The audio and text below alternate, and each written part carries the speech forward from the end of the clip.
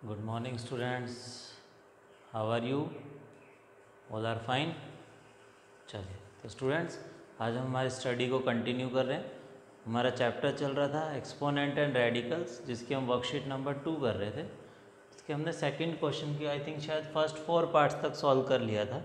आज हम उसके नेक्स्ट पार्ट्स कर रहे हैं।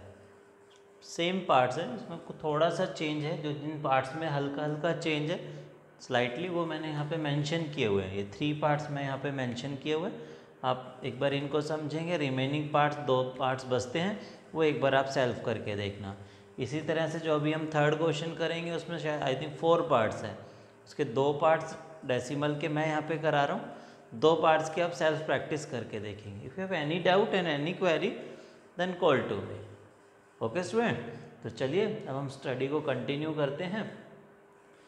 वही सेम चीज़ है, 27 की पावर 1/3, तो 27 दैट मीन्स 3 की पावर 3 और नॉट इंटू 1/3। 16 दिस इज 2 की पावर 4 इंटू -1/4। 3 से 3 कैंसिल, 4 से 4 कैंसिल, क्या बचा बेटा 3 की पावर 1 इंटू 2 की पावर -1। तो 3 की पावर 1 इज़ 3, 2 की पावर -1 है, इसका रेसिप्रोकल करेंगे तो 2 नीचे आ जाएगा, क्योंकि पावर नेगेटिव है, नीचे आते ही क्या बन जाएगी पॉजिटिव। तो आंसर कितना आ जाएगा बेटा इसका 3/2। क्लियर। सेम वे में 27 है बेटा, दिस इज 3 की power 3 into -2/3 into 81, this is 3 की पावर 4 इंटू 5/4 अपॉन में 1/3 की पावर -3 है, तो इसका रेसिप्रोकल कर देते हैं, तो ये 3 की पावर 3 बन जाएगा या नहीं बन जाएगा। तो ये कैंसिल हो गया बेटा, क्या बच गया 3 की पावर -2 इंटू 3 की पावर 5 अपॉन 3 की पावर 3। तो अब आप देखेंगे कि ऊपर 2 टर्म्स हैं, 3 की पावर -2 है इंटू 3 की पावर 5 है। तो यदि मैं इन दोनों को मल्टीप्लिकेशन कर लूँ, क्योंकि दोनों मल्टीप्लाई हैं, बेस सेम है, तो पावर ऐड हो जाएंगी, तो क्या हो जाएगा 3 की पावर -2 + 5 अपॉन में कितना है 3 की पावर 3। तो 3 की पावर 5 - 2 3 की पावर 3 अपॉन में 3 की पावर 3, बोथ आर कैंसिल बेटा, तो कितना आ जाएगा 1। कितना आ जाएगा 1। क्लियर। नेक्स्ट 36, यदि मैं 6 का स्क्वायर ही कन्वर्ट कर दूँ इंटू 7/2, 6 की पावर 2 इंटू 9/2, 6 की पावर 2 इंटू 5/2, सभी के 2 कैंसिल हो गए, क्या बच गया बेटा 6 की पावर 7, 6 की पावर 9 अपॉन 6 की पावर 5। अब आप कहेंगे सर ये तो कैलकुलेशन ही बहुत लंबी हो गई। ध्यान रखना इसके बीच में माइनस का साइन है, कहीं आप 6 की पावर 9 और 7 को माइनस कर लें, वो नहीं होगा।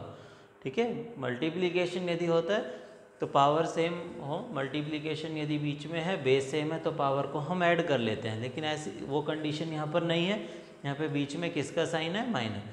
डिनोमिनेटर ऐसी कंडीशन में चेक कर लें, ओनली डिनोमिनेटर 6 की पावर 5 है, तो 7, 9 और 5, इसमें इन दोनों में से क्या 7 और 9 में क्या हम दोनों में से 6 की पावर 5 को बाहर कॉमन ले सकते हैं। तो जो टर्म हम कॉमन लेते हैं बेटा, उसको कॉमन लेने के बाद यहाँ क्या बच जाएगा 7 में से 5 कॉमन 2, 9 में से भी 5 कॉमन 2। यानी जब भी कॉमन हम लेते हैं तो वो अंदर वाली टर्म्स को डिवाइड होके बाहर आता है। ठीक है, अंदर वाली टर्म्स को डिवाइड होके कैसे, 6 की पावर 7 अपॉन 6 की पावर 5।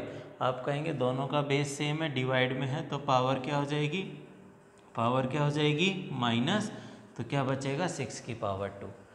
ठीक है, क्या बचेगा 6 की पावर 2। इसी तरह से 9 वाले में से भी हम कॉमन ले रहे हैं, तो 9 - 5 कितना बचेगा 4। जब भी हम कॉमन लेंगे तो अंदर वाली टर्म्स को डिवाइड करके बाहर आता है। ठीक है, डिनोमिनेटर में कितना है 6 की पावर 5। ये लीजिए, अब कैलकुलेशन इजी हो गई आपके पास। 6 का स्क्वायर कितना हो गया 36, 6 की पावर 4 1296, दोनों को माइनस कर देते हैं बेटा, माइनस का 1260। ठीक है, दोनों को सब्ट्रैक्शन कर दिया तो कितना आ जाएगा माइनस का 1260। ये इसका आंसर हो गया। बताइए स्टूडेंट, 3 पार्ट्स आपको समझाए, 3 के 3 पार्ट्स क्लियर और नॉट क्लियर। चलिए तो हम डेसिमल वाला ले लेते हैं, एक बार इसको चेक कर लें फटाफट से, कोई डाउट है तो बता दें, अदरवाइज़ फिर हम माइनस वाला लेते हैं।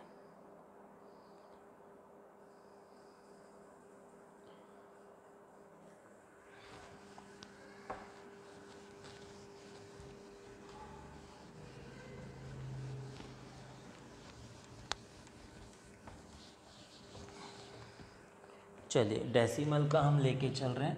क्वेश्चन नंबर 3 है, वो कह रहा है कि हमें इनको इवेल्युएट करना है। क्या करना है हमें इसको इवेल्युएट।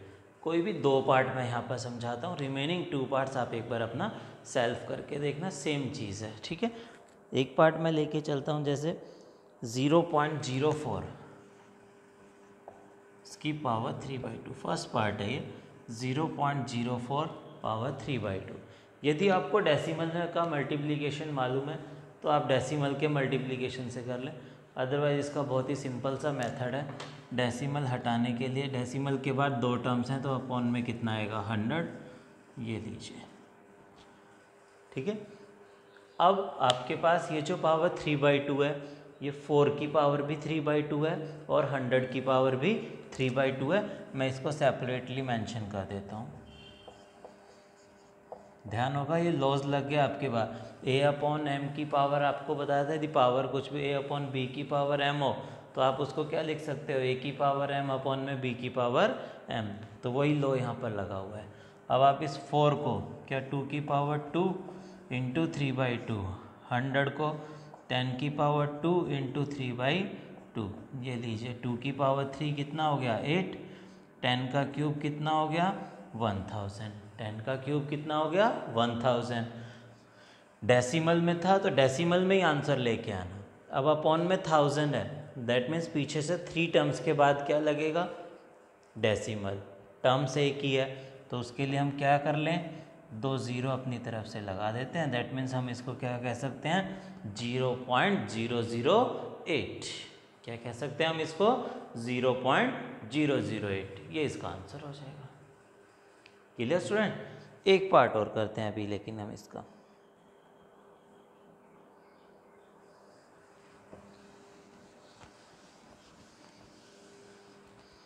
थर्ड पार्ट ले रहे हैं। क्या पार्ट है 0.03125, इसकी पावर कितनी है -2/5।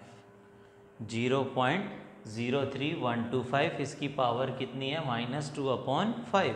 तो फर्स्ट ऑफ ऑल तो पावर हटा दें, डेसिमल हटा रहा हूँ, डेसिमल के बाद 5 zeros,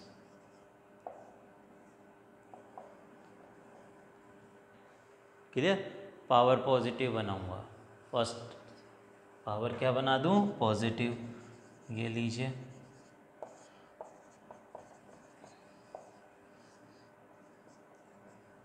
क्योंकि नेगेटिव थी रेसिप्रोकल कर दिया तो पावर क्या बन गई पॉजिटिव। तो अब इसको अलग अलग लिखना है, इसकी पावर भी 2/5, 3125 इसकी पावर भी 2/5। ये तो इजीली पता चल रहा है कि ये 10 की पावर 5 है। अब आप कहेंगे सर ये किसकी पावर 5 है, तो इसके लिए आपको बताया हुआ है यूजिंग प्राइम फैक्टराइजेशन, बहुत जल्दी से उससे पता चल जाता है हमें। ये लीजिए,